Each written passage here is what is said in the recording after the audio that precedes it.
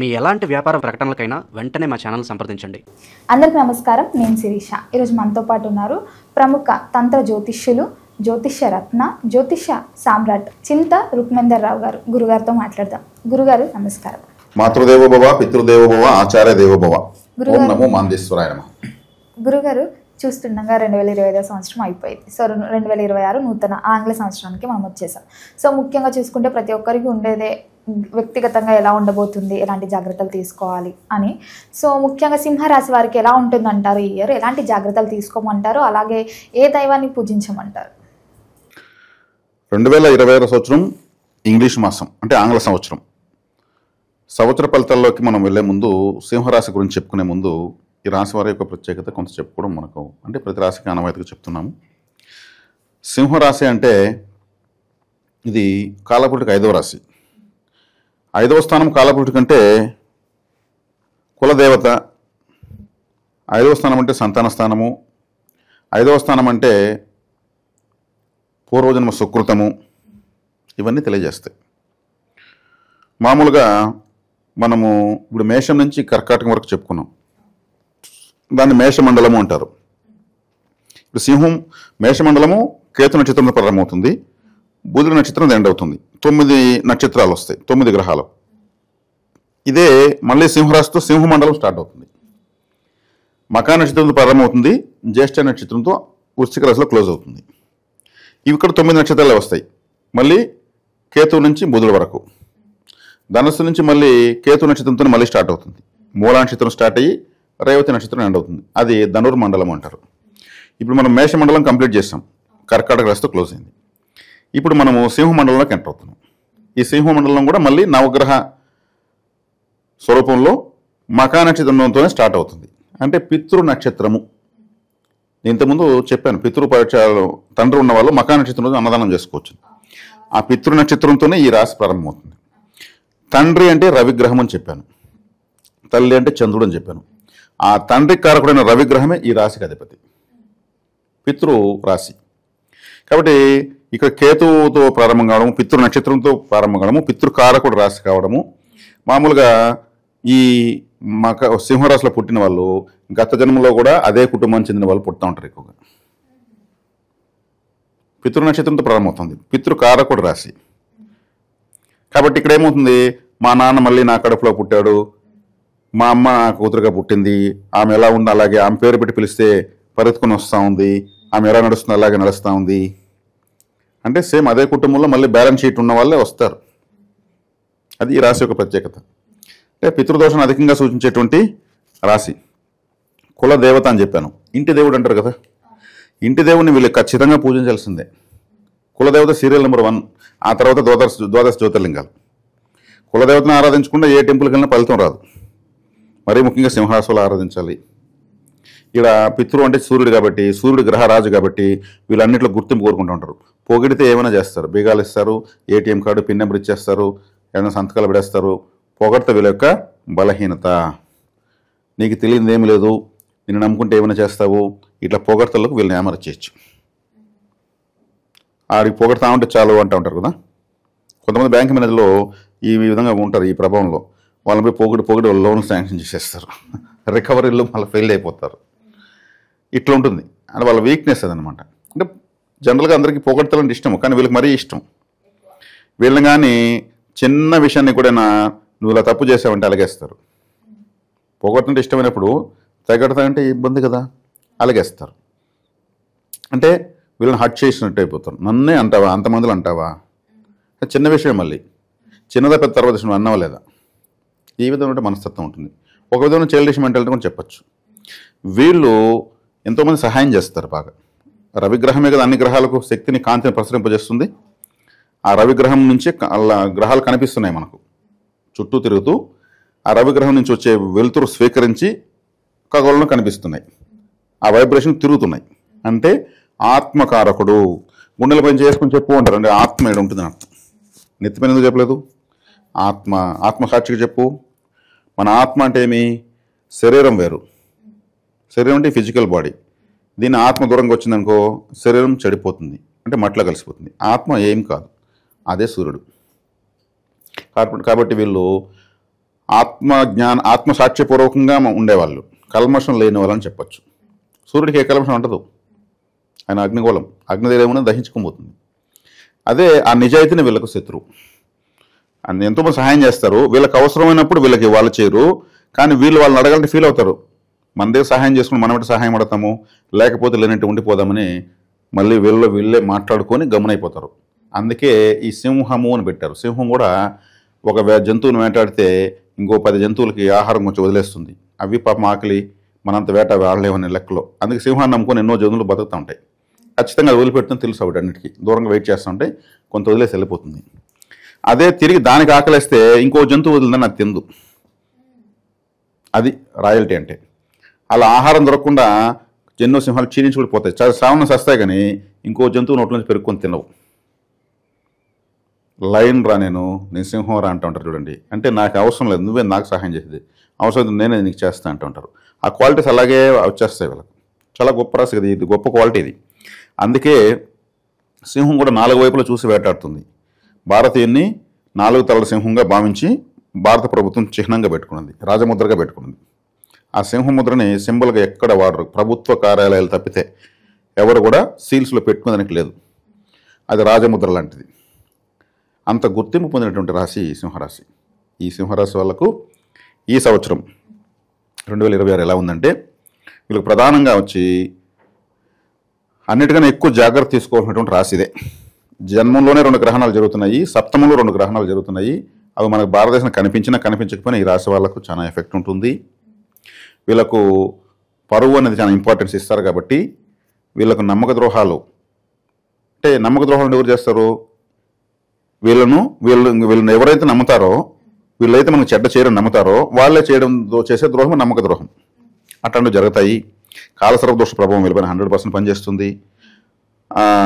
సప్తగ్రహ కూటమి వీళ్ళపైన పనిచేస్తుంది. కన్ఫ్యూజన్స్ గురైపోతారు. ఎక్కువ గ్రహాలు సప్తమంలో జన్మంలో కేతు ఉన్నాడు. కేతు అంటే తల లేని గ్రహం అని చెప్పాను, జన్మలో ఉన్నాడు. విరక్తి, వైరాగ్యము, అసహనము, తలనొప్పి, హెయిర్ ఫాలింగ్, ఉంటే ఉన్ని లేకపోతే పోన్లీ, ఉన్న వరకే చాలు లేకపోతే పోతుంది, ఇటువంటి వైరాగ్యమైనటువంటి ఆలోచనలు. జన్మలో తల్లని గ్రహం ఉన్నప్పుడు నిద్ర రాదు. నిద్ర అనేది స్లీపింగ్, మెలటోనిన్ అనేది మనకు బ్రెయిన్లో రిలీజ్ అయ్యేది. సరే, నిద్ర రాదు. పరువు ప్రతిష్టలకు సంబంధించినటువంటి విషయాలు చాలా సీరియస్గా ఆలోచింపజేస్తాయి. గత సంవత్సరం కూడా గ్రహణము 7వ ఇంట్లో రాహుగ్రహ చంద్రగ్రహం వీళ్ళకు చాలా ఎఫెక్ట్ ఇచ్చింది. మళ్ళీ ఇక్కడ చంద్రగ్రహాలు, సూర్యగ్రహాలు కూడా వీళ్ళని ప్రభావితం చేస్తున్నాయి.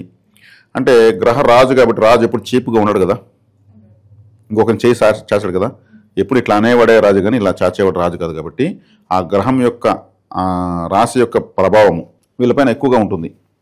చాలామంది గొప్ప గొప్ప సంస్థానాలంతా కూడా పరిస్థితులు కలిసి రాకుండా ఎన్నో దాన ధర్మాలు చేసి దాన ధర్మాలకు ఇచ్చిన వాళ్ళని మళ్ళీ సహాయం వాళ్ళు అడగరు. అట్లాగే ఉంటే వాళ్ళు అంతరించిపోతారే కానీ మళ్ళీ వీళ్ళు సహాయం చేసిన వాళ్ళని పిలిచి మీరు మీకు కొంచెం తలాకం చేసుకుని మాకు ఇవ్వండి అంటారు, అనరు. వాళ్ళ చరిత్ర అట్లే మిగిలిపోతుంది, గొప్పగానే వాళ్ళు అంతరించిపోతారు. ఈ సింహరాశి వాళ్ళకు అలా ఉంటుంది. కాబట్టి ఈ ప్రభావాలు చాలా ఎక్కువ తీవ్ర ప్రభావం చూపిస్తున్నాయి. గరుక్మంతుల ఆరాధన కంపల్సరీ, కాలభైరవ ఆరాధన కంపల్సరీ, శివారాధన కంపల్సరీ. శివారాధన అంటే ఏమి, సూర్యుడికి అంత శక్తి ఎక్కడి నుంచి వస్తూ ఉంది, ఆయనేమో అందరికీ ఇస్తున్నాడు శక్తి, విపరీతమైనటువంటి శక్తి, మహాశక్తి ఆయనకి. అంత శక్తి ఆయనకి ఎవరో ఒకరు ఇవ్వాలి కదా, ఎక్కడి నుంచో తీసుకోవాలి ఆయన. రుద్రుడు ఆయనకు అధిష్టాన దేవత. రుద్రుడు అంటే శివుడు. కాబట్టి శివారాధన ఎక్కువ చేయాలి, శివాలయానికి ఎక్కువ వెళ్ళాలి. ఈయనకు పవర్ బ్యాంక్ అయినటువంటి రుద్రుడిని ఎక్కువ ఆరాధించాలి. కాలభైరవుని ఆరాధించమని కూడా నేను కొంతమంది చెప్పాను. కాలభైరవుని ఆరాధించవచ్చు, కాలమంతా ఉంటాడు. ఆకాశ భైరవుడు అని కూడా కాలభైరవుడికి పేరు. ఆకాశం అంతా నిండి ఉంటుంది భైరవ శక్తి. అందుకే అంటారు ఆ మండే సూర్యుని సాక్షిగా దేవుడు చూస్తున్నాడు పైన అంటారు కదా, కాలభైరవుడు చూస్తున్నాడు, కాలమంతా వ్యాపించున్నాడు. ఇందులేడు అందగలడన్న సామెతకు కాలభైరవుడే సాక్షి. కాలభైరవుడు రుద్రుడి నుంచే ఉద్భవించాడు. ఆ రుద్రుడే ఈయనకు అధిష్టాన దేవత శివుడు. అందువల్ల శివారాధన ఎక్కువ చేయాలి. పితృతాకడ, పితృదోషం ఎక్కువగా ఉంది. తండ్రి సమానులకు కొన్ని ఇబ్బందులు ఉంటాయి.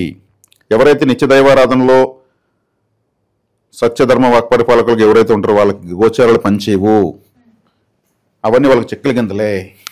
ఈ దోషాలు, ఈ తాత్కాలిక వచ్చేవంతా కూడా చిన్న చిన్న కామెడీలే.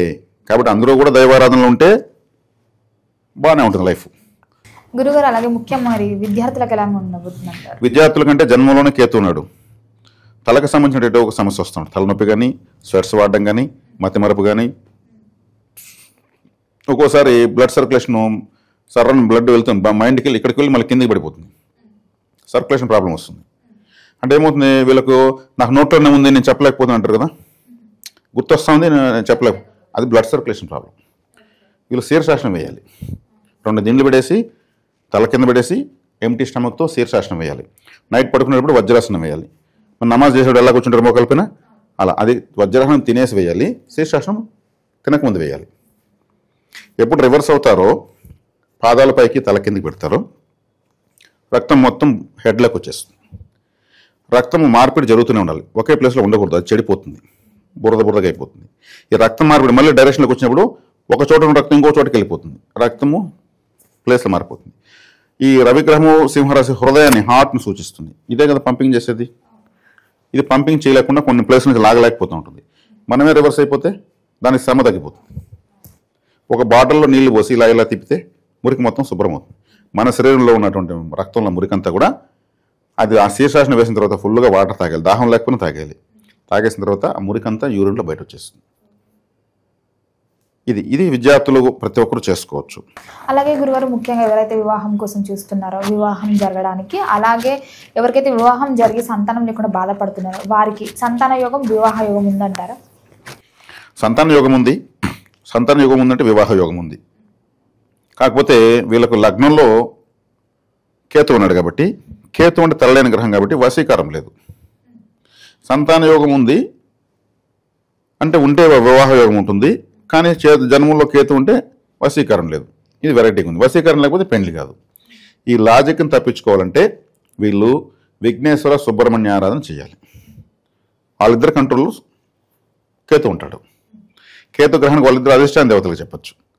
అంటే తల లేని గ్రహం కేతువు, తల లేకుండా పోయి తిరిగి తలను పొందినవాడు విఘ్నేశ్వరుడు. దీన్ని అధిగమించాడు, అందుకే విఘ్నాన్ని అధిగమించాడు కాబట్టి విఘ్నేశ్వరుడు అయ్యాడు. కాబట్టి ఆయన ఆరాధించాలి. ఆ విఘ్నం, వివాహం కావాలని అనుకున్నటువంటి విఘ్నం తొలగిపోతుంది. అదే సుబ్రహ్మణ్యేశ్వరుడు తమిళనాడు తిరుచెందూరులో సముద్ర తీరంలో ఒక రాక్షసునితో యుద్ధం చేస్తాడు. ఆ రాక్షసుని వధించి ఆ రాక్షసుడికి కోడి అనేటువంటి జన్మించాడు. మనం తింటున్న కోడి కేతుగ్రహమే. అందుకే కోడి చికెన్ తింటే పాపులు పెరిగిపోతాయి. కలియుగ ప్రభుత్వం దాన్నే ఎక్కువ తింటారు. అందరూ సమస్యలు కోట్లలో, లక్షల్లో, వేలలో చెప్పుకుంటూ ఉంటారు. కాబట్టి నేను అందుకే ఆ సుబ్రహ్మణ్య స్వామి ఫ్లాగ్లో చూస్తే కూడా కోడిపుంజ బొమ్మ ఉంటుంది. ఆయన కేతు గ్రహాన్ని తన పతాకం పైన పెట్టుకున్నాడు. సూరపద్ముడు అనే రాక్షసుని వధించి కోడి జన్మనిచ్చి ఇచ్చాడు. ఆ సూరపద్ముడు కేతు అని అంటారు. కేతు అంటే కోడి, కోడి అంటే కేతు. ఆ కోడికి బ్రౌన్ రైస్, ఎర్రటి బియ్యము ఫుడ్గా ఇస్తూ ఉంటే కూడా అప్పులు తీరేదని బలం పెరుగుతుందని చెప్తారు. కాబట్టి సింహరాశి వాళ్ళకి జన్మలోనే ఉన్నాడు కాబట్టి సుబ్రహ్మణ్య ఆరాధన, విఘ్నేశ్వర ఆరాధన చేసుకోవడం వల్ల వివాహము, విద్య అన్నీ కూడా బాగుంటాయి. అంటే మంచి ఫోకసింగ్ వస్తుంది. వశీకారం అంటే పెళ్లి చూపులు అంటే వశీకారమే కదా. ఒక అమ్మాయి అబ్బాయి వాళ్ళు ఒకరు ఇష్టపడకుండా పెద్దవాళ్ళు ఇష్టపడిపోతే ప్రయోజనం లేదు. ఆ పెళ్లి చూపుల సమయంలో అమ్మాయి కంటి రెటీనాలోంచి ఒక శక్తి రిలీజ్ అవుతుంది, ఆ అబ్బాయి కంటిలోంచి అప్పుడు మాత్రం రిలీజ్, వాళ్ళకి తెలియదు. ఆ రెండు మిక్స్ అవుతాయి. నచ్చాడా లేదంటే చూపులు కలిసాయా అంటారు కదా, అది వశీకార సమయం. వశీకారం అంటేనే ఆకర్షణ. ఎందుకు నాకు అబ్బాయి నచ్చలేదు అని అమ్మాయి ఏంటంటే అతని యొక్క రెటీనా నుంచి వచ్చిన శక్తి ఈమె యొక్క రెటీనా శక్తి కాంజెషన్ కలవలేదు. అతను అలాగే చెప్పాడంటే నాకెందుకు నచ్చలేదని అంటే ఇదే ఎనర్జీస్ మిక్స్ అవుతున్నాయా లేదని. వాళ్ళు కలిసి జీవించాలి కదా. కాబట్టి కేతు ఉంటే ఏమవుతుంది, వశీకరం ఉండదు. అందుకే చెప్పింది నేను. ఈ వశీకర కలగాలంటే విఘ్నేశ్వర సుబ్రహ్మణ్యేశ్వర ఆరాధన చేయాలి. ఇలా చేసుకోవడం వల్ల వివాహం చేసుకునే వాళ్ళు ఆ తర్వాత మళ్ళీ బాగుంటుంది. వివాహం అయితేనే సంతానం కలుగుతుంది. సంతానకారకుడు లాభంలో ఉన్నాడు కదా. కాబట్టి వశీకరం లేదు కాబట్టి విఘ్నేశ్వర సుబ్రహ్మణ్యేశ్వర ఆరాధన చేసి ఈ విఘ్నాలు తొలగి ఆకర్షణ కలుగుతుంది. సుబ్రహ్మణ్య స్వామి మహా అందగాడు, చూడొచ్చు ఆయన ఫోటో చూస్తే. ఈ రాశిలో ఉన్న స్త్రీలు, అమ్మాయిలు, పెళ్లి కావాలనుకున్న అమ్మాయిలు సుబ్రహ్మణ్య స్వామి ఒక యువకుడుగా అందంగా అలంకరించుకొని నిల్చుకొని ఇలా ఉంటాడు కదా, అటువంటి ఫోటోని ఆరాధించాలి. ఏదో ఒక నైవేద్యం పెట్టి నమస్కారం చేసుకొని చేస్తామంటే మంచి అబ్బాయి మ్యాచింగ్ కుదురుతుంది. విఘ్నేశ్వరుని ఆరాధించడం వల్ల ఆ మ్యారేజ్ కావడానికి విఘ్నాలు తొలగి పరిస్థితుల్లో మార్పులు వస్తాయి. ఇది పెళ్లి విషయంలో తీసుకుంటే ఇంకా ఆటోమేటిక్గా సంతానకారుడు లాభం ఉండదు కాబట్టి వాళ్ళ సంతాన సమస్య ఉండదు. ఈ ఐవీఎఫ్ సెంటర్లో ఏదో ఉంటాయి కదా, సంతాన సేవల కేంద్రాల చుట్టూ భజనలు చేసే పని ఉండదు. ఇప్పుడు అది సమస్య ఎక్కువైపోతుంది. ఆ సమస్య ఉండదు. ఇక సర్పదోష ప్రభావం ఎక్కువ ఉంది కాబట్టి గరుక్మంతుడు ఆరాధన చేసే తీరాలి. గరుడ ఆరాధన, గరుక్మంతుడు ఆరాధన చేస్తే గరుక్మంతుడు మహావిష్ణువు ఏం చెప్పాడు, పక్షుల మన భగవద్గీతలో శ్రీకృష్ణుడు పక్షుల్లో నేను గరుక్మంతుని అన్నాడు. సాక్షాత్ మహావిష్ణువే గరుక్మంతుడు అని ఆయన చెప్పాడు. ఇది సూర్యుని రాశి, సింహరాశి. సూర్యుని ఏమంటారు, సూర్యనారాయణుడు అంటారు. శ్రీ సూర్యనారాయణ అని పాటలు ఉన్నాయి. మరి ఈయన శివుని ఆరాధిస్తే ఎట్లా వర్కౌట్ అవుతాడు, శివకేశవులు ఒకరు లేకపోతే ఒకరు లేరు. ఆయన హృదయంలో ఎప్పుడు శివుడు ఉంటాడు మహావిష్ణువుకి. కాబట్టి శివుని ఆరాధిస్తే ఈయనకి ఇది వస్తుంది. ఇది ఒకదానికొకటి ఇంటర్లింక్, అంటే కాస్మిక్ ఎనర్జీస్ కనెక్టివిటీ ఉంటుంది. కాబట్టి ఇవన్నీ చేసుకోవడం వల్ల మాత్రం వీళ్ళకి ఉంటుంది. పితృ పరిహారం కంపల్సరీ చేయాలి. అమావాస్య మకా నక్షత్ర రోజుల్లో మంచి పుణ్యక్షేత్రాల్లో, అంటే ఈ కాశీ, గయా ఇట్లా చాలా క్షేత్రాలు ఉన్నాయి. నేను తిరువల్లమని ఒకటి చెప్తున్నాను. కేరళలో త్రివేంద్రం సిటీలో తిరువల్లమని ఒక క్షేత్రం ఉంది. పరశురాముడు అక్కడ పితృతర్పణ వదిలాడు. పరశురాముడు ఎవరు, సాక్షాత్ మహావిష్ణువే కదా. ఆయన కాశీ కిందకు రాలేదు, అక్కడ వదిలాడు. అక్కడ వదిలితే 21 తరాలు 21 జనరేషన్స్ అక్కడ రిలాక్స్ అయిపోతారు. మన 3 తరాలు తాత, నాన్న, తాత, ముత్తాత, అమ్మ, అవ్వ, ముత్తవ్వ, వీళ్ళు 3 పేర్లు చెప్పి చేస్తాం. అంతమంది 18 తరాలు కూడా వెయిటింగ్లో ఉంటారు. ఎలా వెయిటింగ్లో ఉంటారు వాళ్ళు, సంపూర్ణ ఆయుష్ తీరి చనిపోయిన వాళ్ళు అయితే ఉండరు, జన్మ తీసుకునేస్తారు. ఆ కాలంలో అంటే ప్రాచీన కాలంలో పాములు గారు చనిపోయిన వాళ్ళు, గోడల నుంచి పడిపోయిన వాళ్ళు, సూసైడ్ చేసుకున్న వాళ్ళు, ఇంకేదైనా అనారోగ్యం చిన్నప్పుడు చనిపోయిన వాళ్ళు, అబార్షన్ అయిన వాళ్ళు, అంటే అబార్షన్ అంటే వాళ్ళు బ్రీతింగ్ కడుపులోనే తీసుకుంటారు ఆ వంశంలో, అప్పుడే పుట్టి చనిపోయిన వాళ్ళు, వాళ్ళకి పేర్లు ఉండవు, ఏమి ఉండవు. అయినా ఒక ఆత్మ తయారై మళ్ళీ వెనక్కి వెళ్ళిందంటే అది పితృదేవత కిందకి లెక్క. వీళ్ళ పేర్లంతా తెలియవు. ఈ 18 జనరేషన్ 21 జనరేషన్స్ ఎంతమంది ఉంటారో వాళ్ళంతా కూడా వెయిట్ చేస్తూ ఉంటారు. మన వంశీకులు ఏదన్నా మన కోసం పితృతర్పణాలు ఏదైనా వదిలితే మనం జన్మోత్తరానికి వెళ్ళొచ్చు అని, భూమికి జన్మకి ఇంకో జన్మకి మధ్యలో సంచరించుకుంటూ ఉంటారు. ఆ తాకడు ఉంటే ఇక్కడ పిల్లలు డెవలప్ కారు, వంశాలు నిర్వంశం అయిపోతాయి, మొత్తం ఆడపిల్లలు పుట్టిపోతారు. మాకు అబ్బాయిలే పుట్టడం లేదంటారు. దీన్ని కూడా ఒక లాజిక్ చెప్పాను నేను, అది అప్లై చేసుకోవచ్చు. ఇప్పుడు అబ్బాయి కావాలనుకున్న వాళ్ళు, ఒక స్త్రీ నెలసరి డేట్ అయినప్పుడు 7, 9, 11 ఇలా బేస్ సంఖ్యలు ఉన్న రోజు వీళ్ళు సంసార ధర్మం నిర్వహిస్తే అబ్బాయి పుడతాడు. 6, 8, 10 రోజుల్లో వీళ్ళు శారీరకంగా కలవడం వల్ల అమ్మాయి పుడుతుంది. ఇది ఎక్కువ శాతం సక్సెస్ కనిపించింది. అంటే ఇప్పుడు కావాలనుకుంటే కంటిన్యూగా 4 కొడుకులు కనొచ్చు, ఒక కొడుకు ఒక కూతురు కనొచ్చు. ఇది మ్యాథమెటిక్స్. ఇది మా పరిసరంలో తెలియని ఒక విషయం అంతే. దీనికి ఎక్కడ ప్రింటింగ్లు గింటింగ్లు ఏం కనిపించలేదు. ఈ సరే బేసి మ్యాథమెటిక్స్ని ఫాలో కావచ్చు. కానీ అమ్మాయిలు అబ్బాయిలు ఎంత ఇంపార్టెంట్, అమ్మాయిలు అంతకన్నా ఇంపార్టెంట్. ఈ ప్రాధాన్యత తెలుసుకోకపోవడమే ఈ మిస్టేక్. కాబట్టి ఇక్కడ వచ్చేకాడికి ఎవరు ఎక్కడ పుట్టాలని దైవ నిర్ణయం, మళ్ళీ ఇది వేరే ఉంది. నేను చెప్పేసిన నేనేమన్నా పెద్ద పుడింగినా కాదు కదా. జ్యోతిషాస్త్రంలో ఒక చమక్కు ఉంది, దాన్ని చెప్పాం. కాబట్టి ఇక్కడ వచ్చేకాడికి పితృదోషం ఉంది. పితృదోషం నివర్తిస్తే వివాహం చేసుకున్న పిల్లలు యోగ జాతకులు పుట్టి వంశోద్ధారకులు పుట్టాల, అది వెరీ ఇంపార్టెంట్. కనుక కమింగ్ జనరేషన్స్ దృష్టిలో పెట్టుకుని ఎవరైనా పోవాలి, నిర్ణయాలు తీసుకోవాలి. మన వరకే లాస్ట్ కాదు కదా, ఈ క్షణమే లాస్ట్ కాదు, ఇంకా ఎన్నో సంవత్సరాల కాలం ఉంది, యుగాలు యుగాలు మారుతున్నాయి. కాబట్టి ఈ సింహరాశి వాళ్ళు పితృపరిహారాలు చాలా ఇంపార్టెంటు. అదే సూర్య నమస్కారాలు చేయాలి. వీళ్ళు రాశాధిపతి సూర్యుడు, సూర్య నమస్కారాలు చేయాలి. శివాలయంలో ప్రదోషకాలను అందిసేవ చేస్తే కూడా చాలా మంచిది. అదేవిధంగా వీళ్ళకు కాలసర్ప దోషం ఉంది కాబట్టి గరుక్మంతుని ఆరాధించాలి. ఇక వివాహ విషయాల్లో వశీకరణకి నేను సుబ్రహ్మణ్య విఘ్నేశ్వర ఆరాధన చెప్పాను. వీళ్ళపైన ప్రభావం 100% వ్యతిరేక ప్రభావం ఉంది, దానికి భయపడాల్సిన అవసరం లేదని పరిష్కారాలు చెప్పాను. జ్వరం వచ్చిందంటే మనం ఏమన్నా దానుకునేస్తామా, పరిష్కారాలు ట్రీట్మెంట్ తీసుకుంటాం. సేమ్ ఇక్కడ వచ్చేకాడికి మనం ఇచ్చే ప్రిస్క్రిప్షన్ పరిహారాల రూపంలో ఇస్తాం. దీన్ని పాటిస్తే చాలు, వీళ్ళకి దోషాలు ఎదుర్కొనేస్తారు. అలాగే గురుగారు, ముఖ్యంగా మరి ఇయర్లో ఏ దైవాన్ని పూజించమంటారో, ఇలాంటి పరిహారాలు చేసుకోవచ్చు? ఇప్పుడు అదే కదా చెప్పాను నేను. గరుక్మంతుడి ఆరాధన, సూర్య నమస్కారాలు, నంది సేవ, శివాలయానికి వెళ్ళడము, సుబ్రహ్మణ్య విఘ్నేశ్వర ఆరాధనలు, ఇవంతా దేవతా పరిహారాలే కదా. ఏదైనా దాన ధర్మాలు చేయొచ్చు అంటారా? దాన ధర్మాలు చేయొచ్చు అంటే వీళ్ళు అన్నదానం చేయొచ్చు, నీటి దానం ఎక్కువ చేయాలి, అన్నదానం ఎక్కువ చేయాలి, కులదేవత ఆరాధన కంపల్సరీ చేయాలి, చాలా మస్ట్. ఎందుకంటే కులదేవతను సూచించే రాశిలో వీళ్ళు పుట్టారు కాబట్టి చేయడం వల్ల విశేషమైన శక్తి వస్తుంది వీళ్ళకు. కాబట్టి కులదేవత తెలియదు అంటే, కులదేవత అంతా ఏమనుకుంటున్నారు, వెంకటేశ్వర స్వామి, నరసింహస్వామి, మరి ఇంకెవరో ఈశ్వరుడు, వీళ్ళు యుగ దేవతలు, యుగాలకు వాళ్ళు అది దేవతలు, సృష్టి పాలకులు. కులదేవత అంటే బహిరంగ ప్రదేశాల్లో, అంటే పంట పొలాల మధ్యలో మర్రి చెట్టు, రావి చెట్టు, వేప చెట్టు, మామిడి చెట్టు, కానగ చెట్టు లాంటి చెట్ల కింద బహిరంగ ప్రదేశాల్లో పుట్టమట్టితో కోటలు కట్టి ఆ పుట్టమట్టితోనే పన్నీరు, పాలు లాంటి పవిత్రమైన పదార్థాలతో మట్టి కలిపి విగ్రహాలు చేసి పెట్టి వాటికి అలంకరించి పువ్వులు పెట్టి చిన్నపిల్లలు తీసుకెళ్ళి మంచి మధ్యాహ్నం తల వెంట్రుకలు తీసి చెవులు కుట్టి వాళ్ళకి ఇష్టమైనటువంటి నైవేద్యాలు ఉంటాయి, జంతు బలులు ఉంటాయి. కోడి, నల్ల మేక, ఇటు నల్లవే 3 రకాల జంతువుల్ని బలిస్తారు. వాళ్ళు మాత్రం వెళ్తారు, ఆ దేవుళ్ళు లేని వాళ్ళు వెళ్ళరు, పిలిస్తే కూడా పోరు.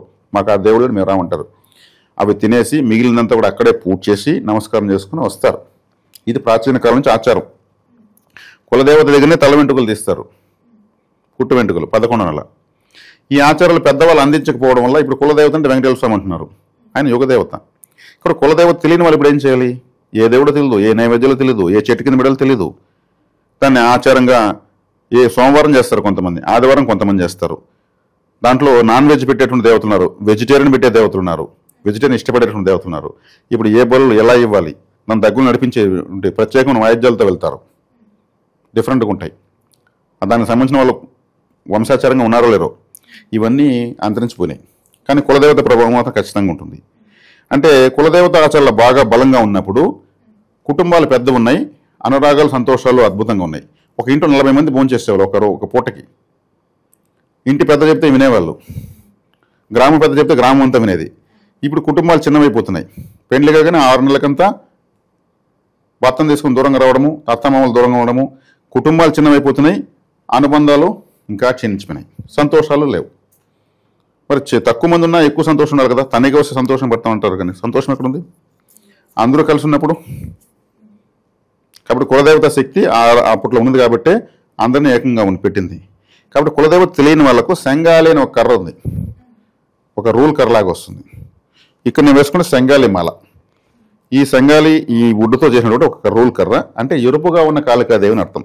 సెగప్పు అంటే ఎరుపు, కాళి అంటే శంగాలి అంటే ఎరుపుగా ఉన్న కాళికాదేవి అని అర్థం. అమ్మవారిని కులదేవత కర్రను పెట్టి పూజించుకోవచ్చు. అదొక అవకాశం మా దగ్గర ఉంది.